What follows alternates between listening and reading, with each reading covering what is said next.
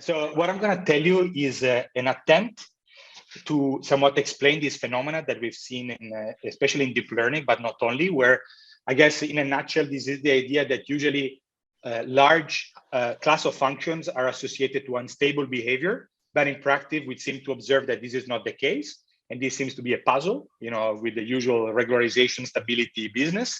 And so we wanted to try to figure out a bit what was going on. And you know, what I'm going to show you, just to set your expectation, to me was that this is at the same time very disappointing and somewhat rewarding, because probably I'm going to show the worst statistical bounds that I've ever produced in my life. But I still think that in the end of the day, the thing we put together give a potentially pointer to an explanation, and hopefully somebody can sharpen the bounds and still get something which is also pleasing from an aesthetical and mathematical point of view. So the kind of, okay, I should say this was mostly the work of my PhD student, Nicoló Pagliana, who graduated in the meantime, Ernesto de Vito, who is here in Genova, and Alessandro Rudi, who is now a researcher in Paris. The kind of phenomenon I'm talking about is this idea, again, you know, the classical bias variance trade-off, and there are many other perspectives to justify this. Someone suggests that when a space of candidate solution become too large, you're going to see some unstable behavior. Okay, call it a variance, call it whatever you want. And this intuition and this classical view has been contrasted with this observation that oftentimes in practice, as you make your model larger and larger, you don't see this unstable behavior. Okay. And so the plot on the right is you know, the plot on the left is just a cartoon. The plot on the right is an actual experiment that you see. The axes are flipped. So on the right, you have errors on the right. So on the left, you have errors on the right accuracy, and that's why it goes up instead of going down. But the main point, it goes up and it stays up. It doesn't go down again. So as the model becomes more complicated, you don't seem to observe any form of instability. And so this begs somewhat an explanation compared to the perhaps simplistic but classical view on the left.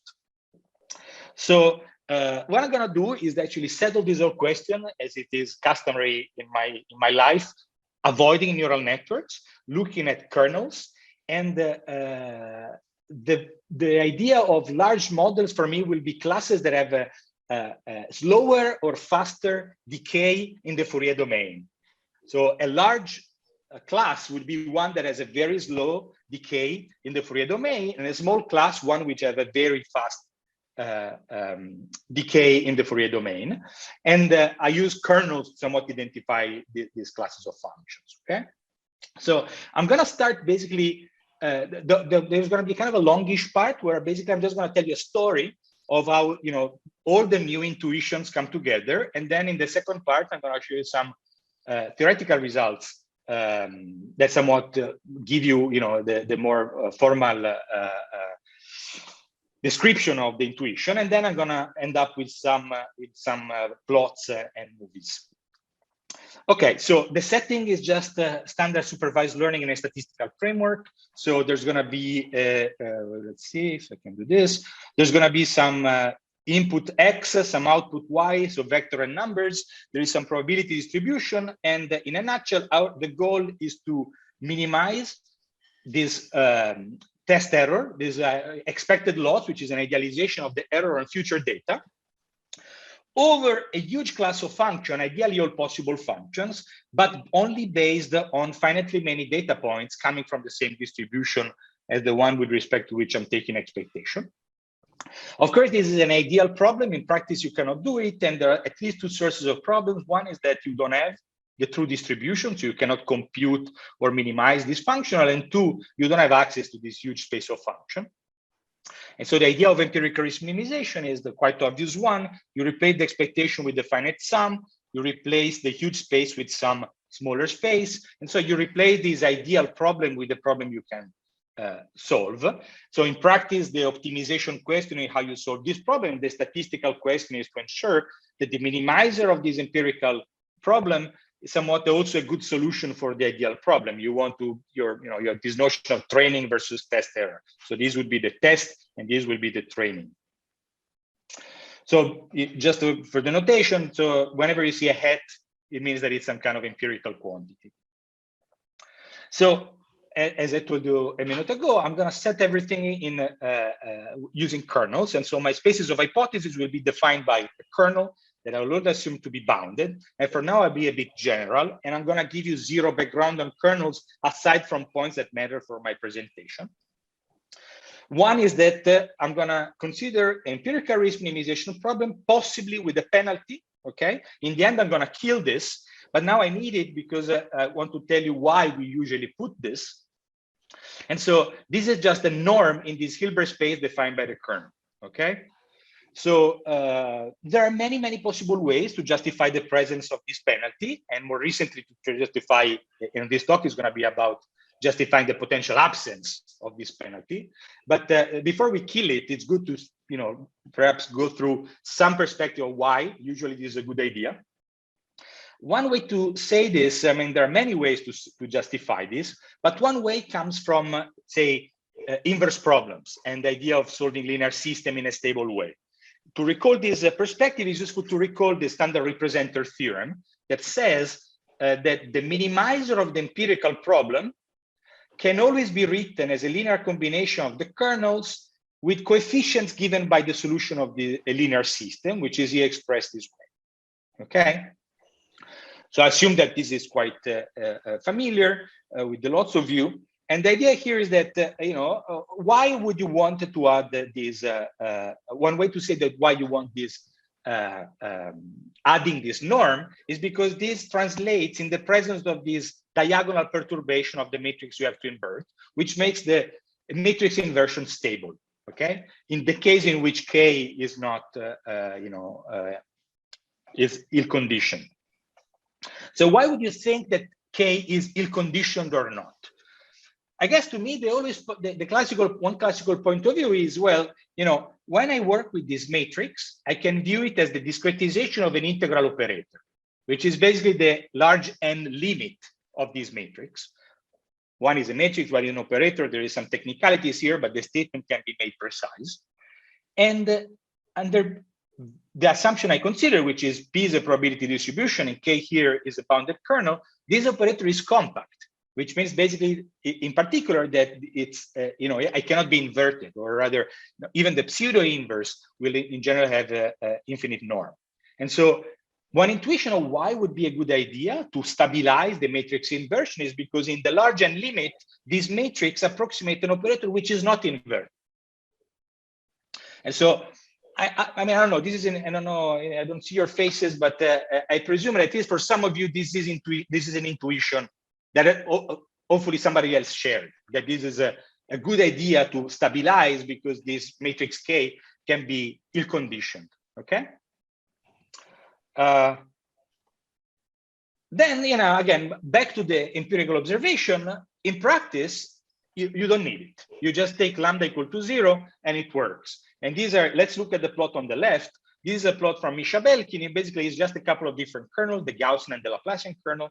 And what you see is that, on this side, you have lambda getting small. So it's like 1 over lambda. And what you see is that you can make it arbitrarily small and nothing happens. Okay. So, well, so something is wrong. Okay. Either the intuition or the theoretical explanation. So whenever I look at this plot, I always ask Misha, well, about how do you pick the kernel?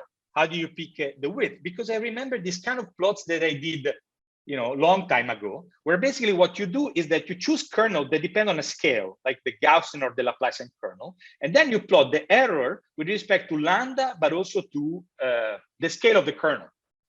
Okay, and what you see is that you have the, you can get different behaviors, and particularly, I remember that you can get, if you look at the error as a function of lambda, you could get something that would go down and doesn't go up, or go down and goes up. Whoops. And it depends on how you choose the scale. Okay. And so the question was, right. So I realized that, I didn't spend a lot of time thinking about this. And it was like, my question was, could it be that, the behavior that we observe is related to the choice of the scale? Is there a way to understand what the choice of the scale could be? And so that's why, we started to go in this direction. Okay. And so the classic way of the role of the scale is that if you take a scale, if you take, let's say Laplace or Gaussian kernel, which are narrow, then your function clumps become very big, and this is associated to overfitting. because your function can oscillate a lot. And typically, I know this is what I've been teaching for a long time. Small kernel overfitting and unstable behavior. Okay, this was my, and again, I think this, at least hopefully, is obviously naive to some of you, but I think this is something that we often said. But then I wanted to, at some point, when I started thinking about this, I want to pair this with a statement that I know and I happily ignored for a long time, which is that if you take a translation invariant kernel at a bunch of distinct points, the kernel matrix is invertible, which means that they cannot be too badly crazy, right? Because you can at least invert it, you can. Then you can ask about the condition number. And if you just take, this is basically the limit with lambda going to 0, it turns out that this is, if you take the lambda going to 0 limit, it's not just any solution, it's the solution that interpolates the data with minimal norm, okay? And this is a known fact, again, super standard. Again, I'm just somewhat, this is something that I would say happily ignored for a long time, okay? I knew it, but never played a role in my life, so I just ignored it. Now, of course, you can ask, okay, this is invertible, which means that you can set lambda equal to 0 if you use this kind of, scale translation invariant kernels. But is it a good idea or not? Okay, how stable is this matrix inversion? And then if you think about it, so you're taking a matrix which is distances shoved on top of an exponential, and so presumably, if the distances are big, the matrix is going to have I think I wrote it here, the smallest eigenvalue of this matrix that you want to invert is going to depend on the minimal distance between the points. But remember that you also have this, this scale. And so you can make, in some sense, you can zoom in and zoom out the distance with the points by choosing the scale larger or smaller, okay? So one would expect in a regime where the data points are not too close,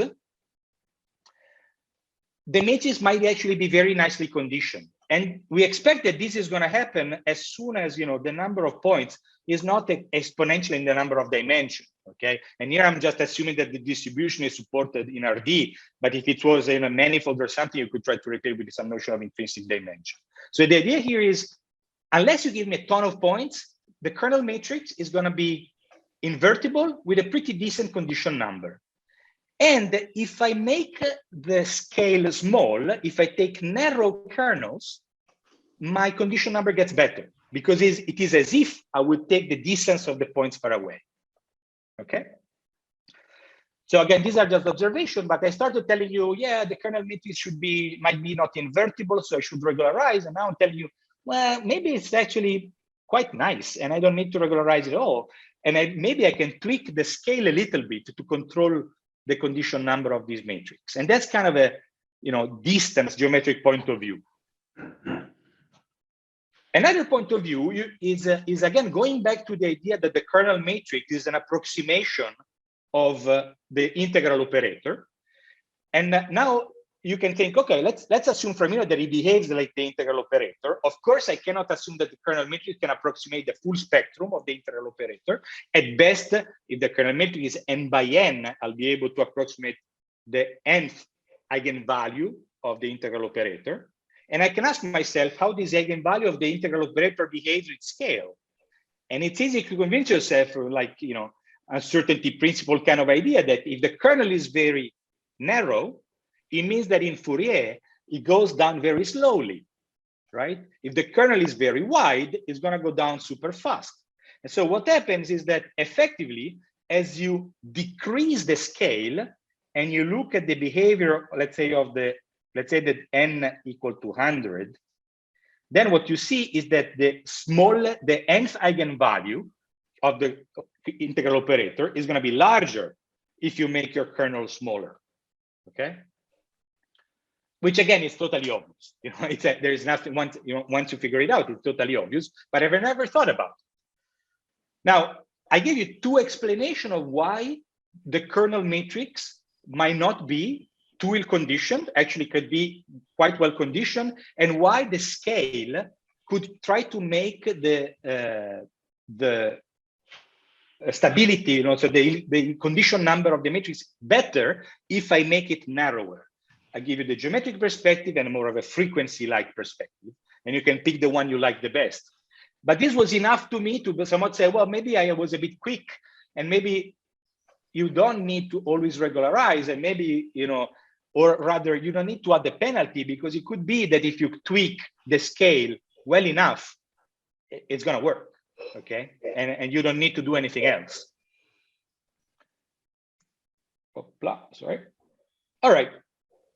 This was somewhat the end of my storytelling part with the aid of equations, but for now, it's just a bunch of stories. And so the question is, can any of this be made precise and try to get some quantitative results? How much time I have, Olger, so that I tune? 30 minutes, I think. 50 minutes altogether, which means when did we start? It started around 10:40, I think. Yeah, so a bit before, so 30 minutes. So I have another 10 plus minutes. 30. 0. Okay, then I'm gonna bore you to death. All right. But so before I bore you to death with the nonsensical equations, you know, I don't know if you guys have any question. Again, this was some of the pre-math part. You know, try to build some kind of intuition of what the problem should look like, and I guess contrasting my classical machine learning theory intuition with some observation they ignored for a while. Yeah, I don't know if this makes some sense. Again, the question is, what's going on? Do we need to regularize? We don't need to regularize the scale. Does it cure the problem? Does it not cure the problem? And so, and again, you see, you will not see overparameterization in a strict sense, but for me, the scale is a proxy to overparameterization, in the sense that a small scale would be an more overparameterized model, a large scale, a less overparameterized model, which is an abuse of terminology because these are all infinite dimensional model, but you know, good enough for at least for this talk. All right, so now we want to try to formalize things back. And you see, I want to look at the property of this estimator, which is just the interpolant with a given scale, no lambda. So I'm not going to try to see if lambda is better or not. I'm just going to kill lambda once and for all. And I just want to look at not the training error or the difference between training and test. I just want to know if the test error of this thing I can compute is going to be close to the test error of the best of the best. Okay. So before we even started, or actually while we were started working on it, and you can see that this has been taking a while, some results came about that shows that there is no way that if you don't use lambda, you can pick gamma in such a way that you have convergence in a probabilistic sense of the test errors. Okay, so this idea that you can let lambda go into 0 and just use the scale, so you can just, you know, cure the problem solely with the scale in an asymptotic sense is not going to work, because there is a lower bound that shows that this thing will not converge. Okay, I guess I call it a cold shower. It is expected to some extent because we know, or I knew already, that when n goes to infinity, the points become closer and closer, which means that, you know, my matrix become more and more, you know, close to approximate an integral operator which is compact and is not invertible. And so it's hard to imagine, you know, it's not inconceivable that there is no way to tune the decay of the scale in such a way that nothing explodes. Okay, so the fact that bad things happen when n gets large, we already know, and this is just stating it in a quantitative way.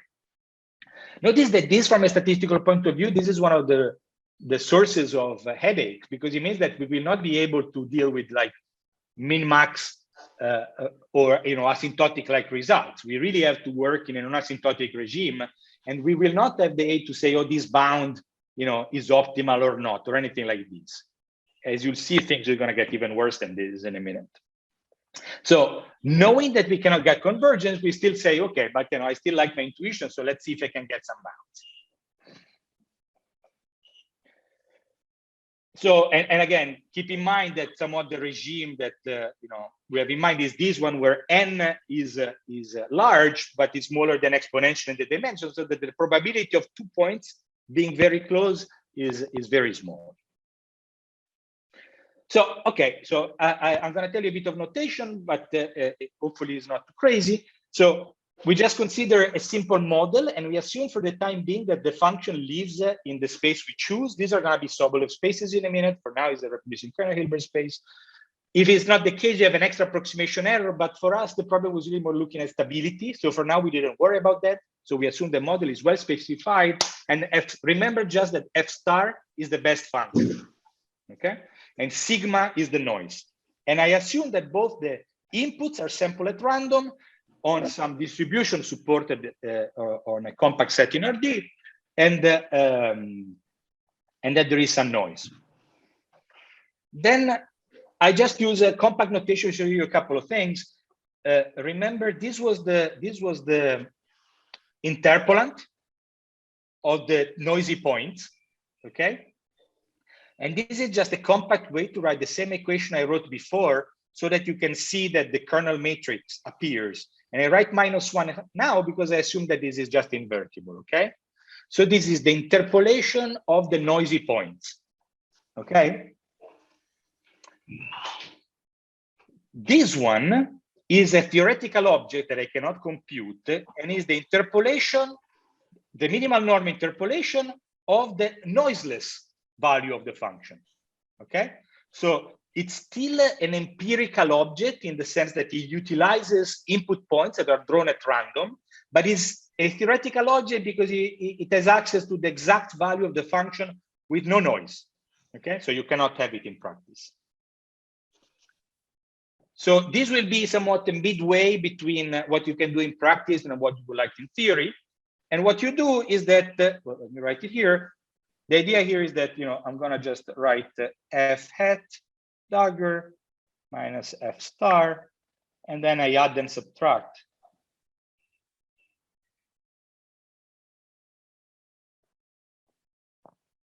This noiseless in minimal norm solution. And in some sense here, I have that this part is mostly due to the presence of the noise, because this is just a minimum norm interpolation with noisy and noiseless data. This part is actually mostly due to the sampling, because both objects are obtained on from noiseless information, but this one is just based on finitely many input points, whereas this one is known globally, okay? So if you write what they are, you get this expression here where you really see the noise popping out, and then you got this other term here. So I think it's, I guess, not super exciting, but might be interesting to realize that this quantity can be seen as variance and bias, but it's a bit weird because this bias is actually a random quantity.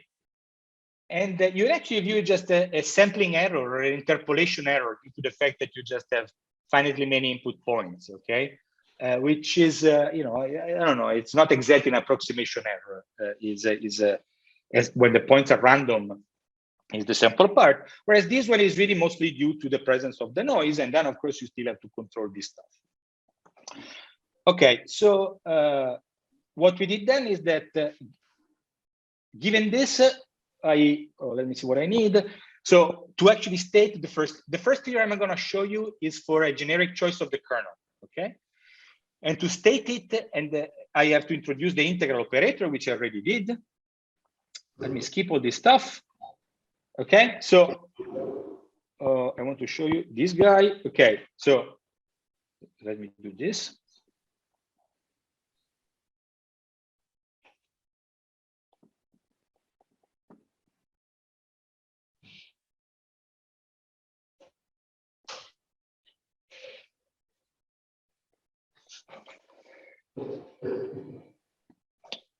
Okay, so the first result is just a generic result, and it's made of two terms as we expect. This one is just the interpolation error. P hat here is just the projection on the space spanned by the input points, okay? By the finite dimensional span, this is the projection on span of kx1, kxn. And you can see that this is a random quantity, and this is kind of the usual error that appears when you look at discretization of integral operators with the twist that this is actually a random quantity, okay? And that you don't need it uniformly, but applied on this F star. But so we're going to see it in a minute. We're going to use tools from interpolation theory to estimate this, but it's a fairly standard quantity. It's a bit more interesting to look at this, okay? The reason why I'm showing you this result is because if you take a brute force bound here, sorry, you will just have the smallest eigenvalue appearing. But what you know is that you actually want to look at the prediction error. And you see that you also have this stuff that will appear as to say at the numerator, okay? So we wanted to try to get and this is known to be the key point of this whole story, that you don't just want to get the smallest eigenvalue, but you want to see exactly when you look at prediction error, how much the smallest eigenvalue is going to impact your estimate. And what you see here is the way we take care of this, which is probably suboptimal, but let me tell you first what it is. At the numerator, you do have the smallest eigenvalue as expected, but at the numerator, you have this trace of LK plus tau identity minus 1 LK, which is what is called the effective dimension at scale tau, okay? And so in some sense, this is, I'm pretty sure that we lose something here, but this is not a super rough estimate. This is, if you want, the notion of condition number that appears in our bounds, okay? And something else can be done if you use tools from a non-asymptotic random matrix theory, sorry, with asymptotic random matrix theory, but we wanted to try to stay away from that. We really want to have a result that held for finite n and finite d, okay? So this result in itself is not super interesting. It's just for people among you that looked at this kind of results to point to a point there where I know that we're going to lose something, okay? But it's at the same time, it's not terrible. So what I want to do next is actually give you the result that matters, which is basically the specialization of this result for a specific choice of kernels that are inducing Sobolev spaces, okay? Or if you want, that depends on a scale, the way I showed you before. And I want to get estimates of this term that are going to depend on the number of points, the dimension, and the scale, and the smoothness, and same here, okay? So do this, we use Matern kernels, and this is the complicated expression in all its glory. Perhaps I can show you a few examples, okay? What you see is that this class of kernels, they depend on a scale, all of them,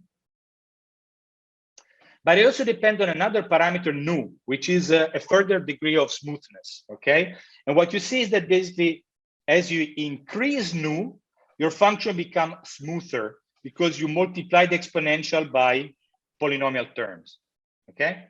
So I'm gonna have my whole story was just when gamma was getting smaller, it was a larger space, and for gamma large, it was smaller. I have a new parameter that does the same. When nu is small, it's a large space. When nu is large, and it's an even, it's a smaller space. And nu is going to be directly translating in smoothness in the Sobolev sense, in the sense of the number of integrable derivatives of the class of functions, okay?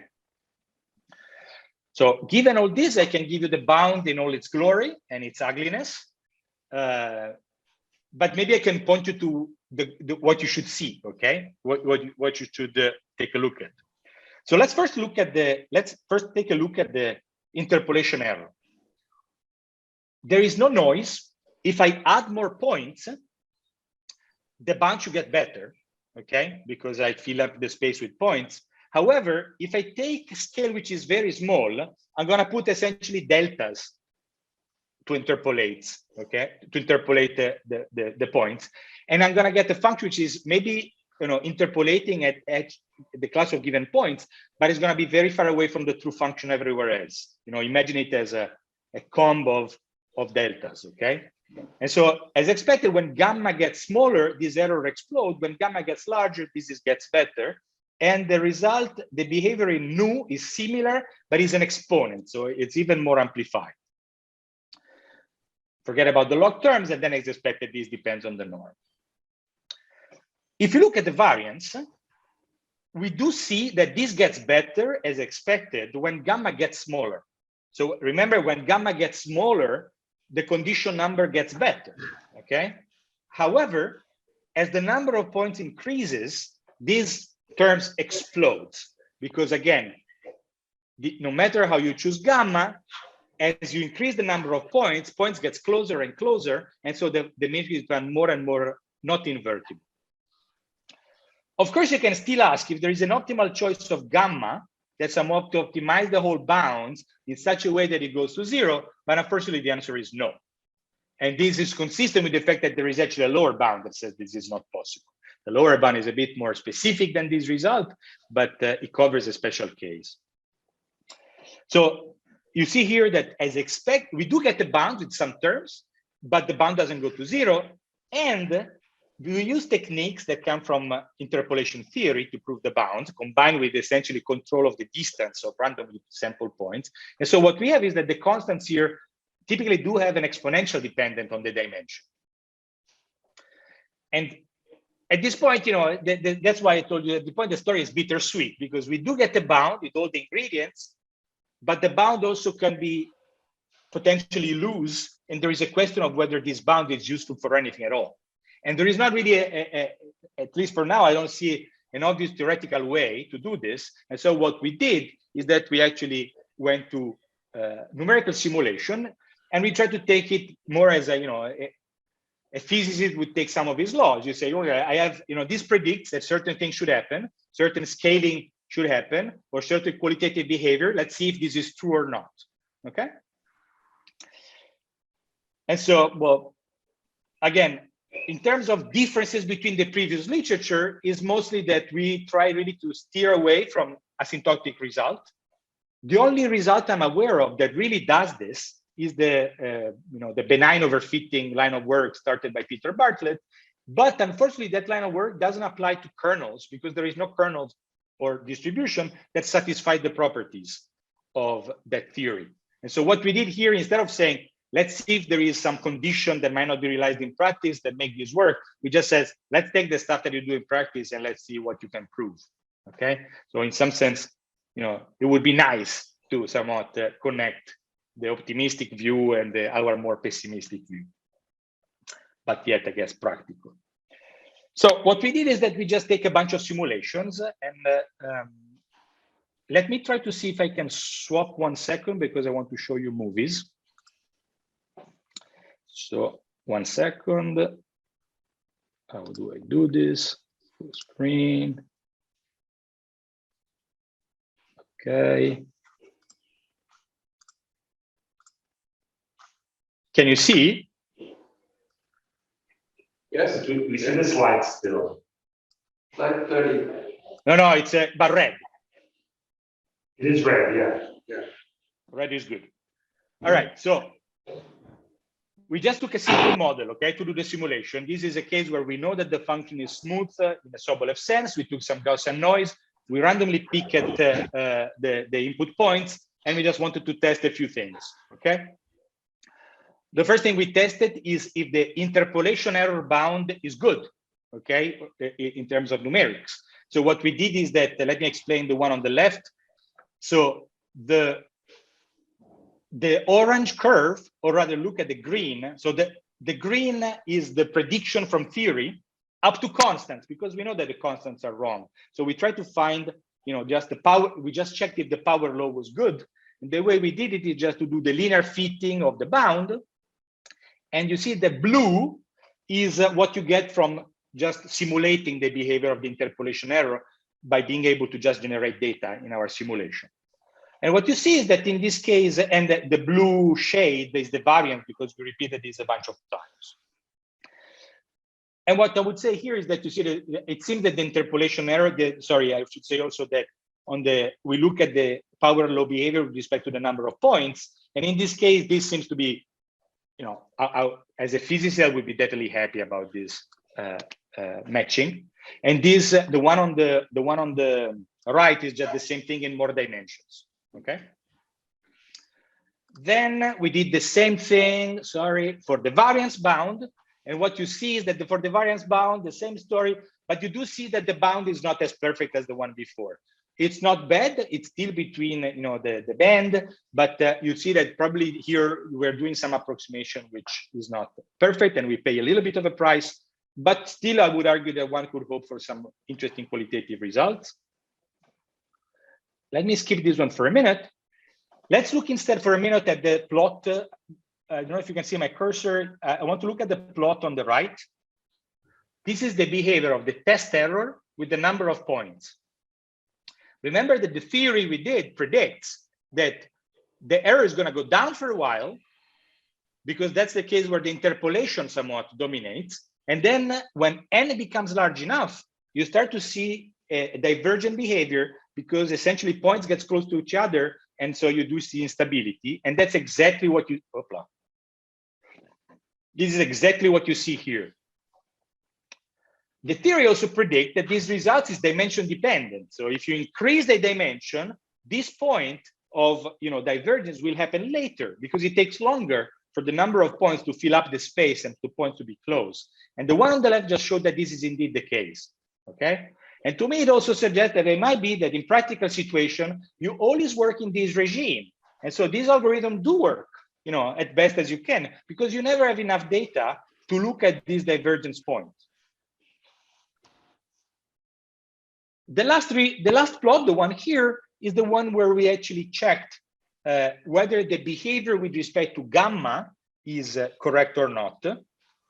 And I should say here that, again, this looks decently okay. At least there is some, the fact that there is an optimal value of gamma for any fixed n is captured. The fact that the blue plots, go down on the bottom, this is just an effect of the fact that we are trying to simulate an infinite dimensional situation through a finite dimensional simulation.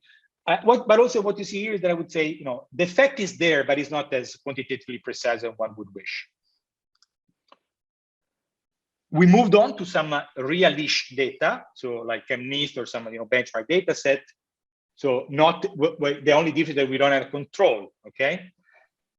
And basically, the prediction here is if I make my space larger, my solution can become more stable. But if I make my space smaller, maybe I need to regularize, okay? And what we see here is that we took a very non-smooth class of function, and it seems that there is no instability. But if you actually take the function class to become a bit smaller, I do see instability, which again, if you show me this 3 years ago, it will get super confused. But now this is just a prediction of the bound, so I'm a bit more reassured. And this is even more clear if you look at regression problems. But the plot I wanted to show you are this stuff. Let me get it go once. So assume that now, okay, let me tell you what the movie, what is in the movie. In the movie, there is the black curve is the true function that in practice you don't have. The blue dots are slightly noisy evaluation of these functions. And what you see changing is the interpolant for a fixed smoothness as you vary the scale. And this is the end where the scale is very small. And you see that it puts just basically deltas on each of the points. The interesting bit is that, this is what happens in the middle. So what you see is that when you take a very large width, you don't see over smoothing. You still see overfitting. You still see that the noise dominates and the whole thing becomes very unstable. Then you change the scale, you get something which is a compromise, and then you get to the regime which you expect, which is the one where you have deltas. Okay, so the surprising part, I don't know what's going on. The surprising part is not the end, but is the beginning, and the fact that you have some kind of behavior in the middle, which seems to be striking the best trade-off. This is basically just the same in another situation. The one I want to show you next is the one where I fix the scale and I now change the smoothness, okay?